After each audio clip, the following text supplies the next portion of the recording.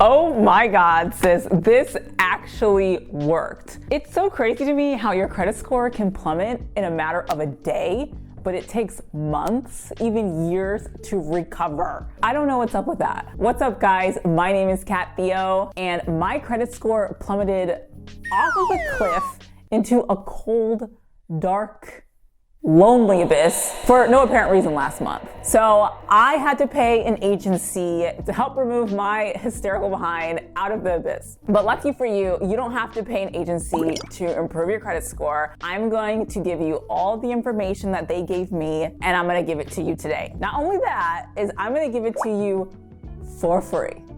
Can I get a hallelujah? All I ask you to do is smack the like button like you mean it, and that is also free. And then share this video with a friend of yours who would also find this information helpful. All right, let's get into the video.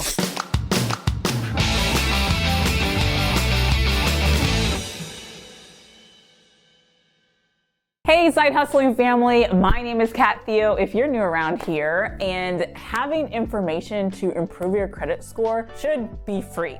It affects where you live, it affects what you can buy, and in some places nowadays, it even affects where you can work and what jobs you can have. I know, it's crazy. So this should not only be free, in my opinion, but it should be taught in schools. But first, before we get into it, let's quickly get into the basics of what is affecting your credit score, what is dragging it down. One of those things is managing your debt to income ratio, and you can do this by managing your expenses in general. For example, if you have a cable bill that you are paying $130 a month plus internet, $50 a month, give or take, that's $180 monthly you're spending just to watch television. To me, that's a robbery. But by switching to a service, different services like Philo, you can cut down your cable bill from $130 a month to just $20 a month. That's all. Philo, if you've never heard of it, is a live on-demand TV service with over 60 channels, 64 to be exact. And channels on there that I personally love are BET, Comedy Central, HGTV, the Travel Channel, VH1, DIY Network, and many others. They have way more to offer than average cable service. You can record unlimited amounts of TV shows, and you can stream on 3 different devices at the same time, which is awesome. They also don't have a contract, so you can cancel at any time if you don't like it, but I don't know why you would, since it's only $20 a month. I really like it. You should try it. They have a 7-day free trial if you're interested, and the first month is only $14. Also, a huge thank you for Philo for sponsoring this video. So the next thing that they look at when determining what your credit score will be is your payment history. That's 35%, and that is the biggest section of your credit score. Can you be trusted to repay the loan? The second thing they look at is the amount owed. That's 30%. You might be making your payments on time, but what about if you've reached your breaking point? Are you overextending yourself? And the third thing they look at is your credit history. That's 15%. Your credit score also takes into account how long you have been using credit. The fourth thing they look into is new credit. That is 10%. And your FICO score considers how many new accounts you have. The fifth thing they look at is the types of credit in use. That's only 10%, so whether you have a mix of different accounts like credit cards, store accounts, installment loans, and also mortgages. Number 4, new credit, is what we're actually gonna get into today to help skyrocket your credit in just a matter of days for some people.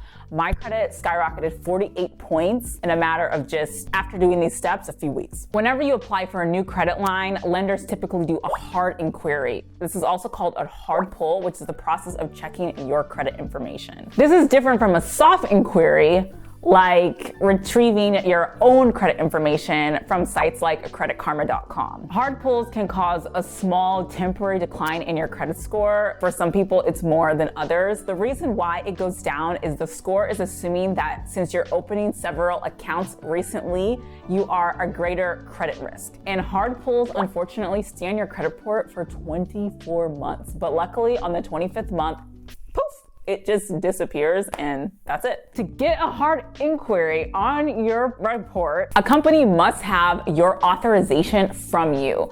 But there are many times that you go to a car dealership, you're going just to look at quotes, just to look for cars, and they pull your credit multiple times and without your permission. There might be in fine print that they are allowed to pull your credit, but since you were just looking for quotes, you didn't explicitly tell them they can pull your credit. In general, when you have multiple hard pulls at the same time in the same industry, they group them all together as just one hard pull. However, mistakes do happen. Humans are humans, robots are robots, and multiple hard inquiries can stay on your report, dragging your credit down. And these hard inquiries can be disputed and removed from your credit report. So that's what we're going into today, the exact steps on how you can remove these hard inquiries on your credit report to skyrocket your credit score today. And that's exactly what I did. The first thing you need to do is get a copy of your credit report so you know exactly where you stand. You can get them for free about once a year from a website called annualcreditreport.com. You can also use sites like Credit Karma to get your credit report. I do hear that it's not 100% accurate, but I haven't had any issues. You can also go through the three main bureaus like TransUnion, Equifax, and Experian. You're gonna wanna see all of the hard inquiries on that report and then get an idea of where everything stands. Take a look to see if any of the inquiries seem fishy to you, like multiple hard pulls, things you're not aware of, etc. You're gonna wanna look at the oldest ones first and work your way down to the newest. It's not recommended to remove inquiries pulled within the last 90 days, as it's more likely they will still have your information on file and still have your authorization on file. Okay, now that you have your credit report in hand and you've decided which hard inquiries you want to remove, now we're going to get into actually how to remove them. But before we do that, there are a few documents you need to make sure you have on hand to make this process as smooth as possible. The first thing you're gonna wanna gather is a copy of your social security card, your driver's license, or any form of ID. You're gonna need a bank statement with your address on it and/or a utility bill with your address on it. Each of the different bureaus require different combination of these documents, so just go to their website to see which documents specifically they require. So you're not wasting your time sending documents back and forth. Now that you have gathered the required documents, the next step is to freeze a bunch of your accounts, which I'll explain why we're doing that later. When you are filing for a hard inquiry dispute, the first thing these bureaus will do is look into your public records. But you want these bureaus to do all the grunt work for themselves, not hire a public records company and just do it for free.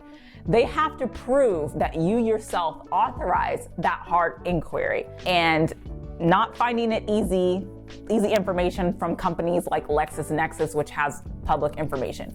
Many companies use LexisNexis for skip tracing and marketing purposes. LexisNexis has hundreds of data points on almost every single American, which includes past addresses, current addresses, relatives, liens on your house, judgments, and many other personal and private information you do not want other people to know about you. Luckily, you have the right to opt out of this information. You can do that on their website. There will be a direct link in the description to do so. Next, you're going to do a similar thing on your INNOVIS credit report.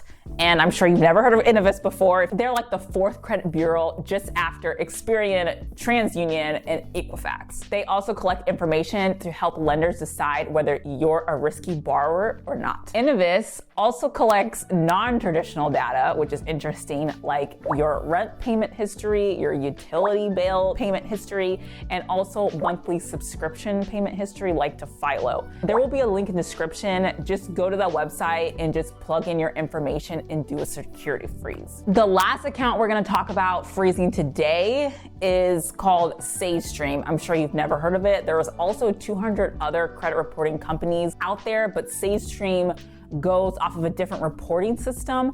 Unlike FICO, which is a 300 to 800 score, SageStream goes up to 999. And there's been many instances out there where a person has great credit on the other three big bureaus, but because of their SageStream score was low, they were denied financing. So the best thing to do is just freeze this so it's one less thing to worry about. If you are super motivated, you can go through many of the other reporting systems and freeze your accounts so you don't have to worry about it. All right, this is very, very, very important, so make sure you listen to this part. Once your dispute has been fully processed and the inquiry has been removed and you want to start a new application like applying for a new credit card or a new car or get a new job or applying for a new loan, you need to unfreeze these accounts. If a bank, for example, cannot access your information, you can be denied the loan. The only purpose of freezing these accounts is to remove the hard inquiry. So once the hard inquiry is removed,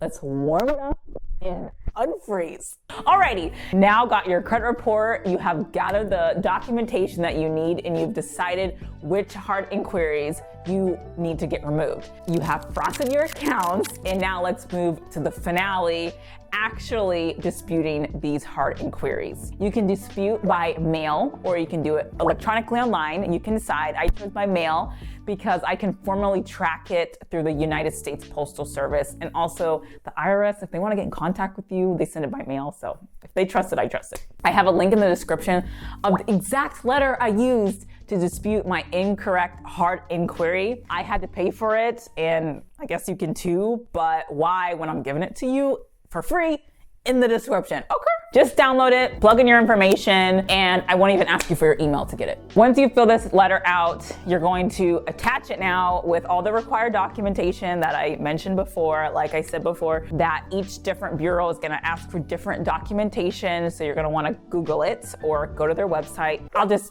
put it in the description so you don't have to do that, okay? It's gonna be in the description. Just leave me a comment that you appreciate me and I'll be happy. Next, all you have to do is send it to them, certified mail, to make sure the bureau receives your letter and you can track it. You should hear back by mail in about 2 to 3 weeks. At least that was my experience. I will also add their addresses in the description so you can have all the information. Well, that's pretty much all. Once your dispute has been cleared, do not forget to unfreeze your accounts. If you do not plan to have any new accounts, then you can just probably keep them frozen, but you might forget. So I would just unfreeze them while it's hot. Some other little tricks and tips that I've learned from this advisor is using a website like nationalcreditdirect.com. You can use this website to buy things on their site and pay it back in short installments. And they do report to the credit bureaus, so if you are paying on time, this site can help you fast track your credit improvement. I wouldn't recommend this if you're short on cash, obviously,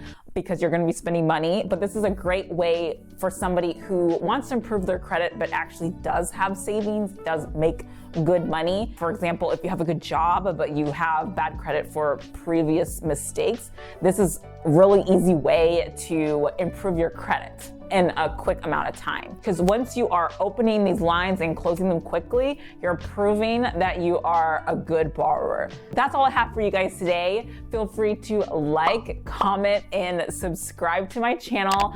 I will see you in the bloopers. Bye. Help remove my hysterical ass. Oh, that's a bad word. A friend that you think would, oh, goddamn. Oh, can I get a hallelujah? Can I get a hallelujah? So bad. My phone ringing. Who is calling me? And you can also go through the 3 main bureaus. You can also go through the 3 main bureaus. Bureau.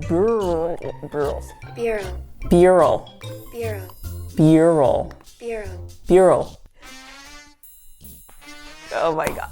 Try that again. That was bad. That was really bad. Some other little Some other little tip. Oh my God. A company must Oops.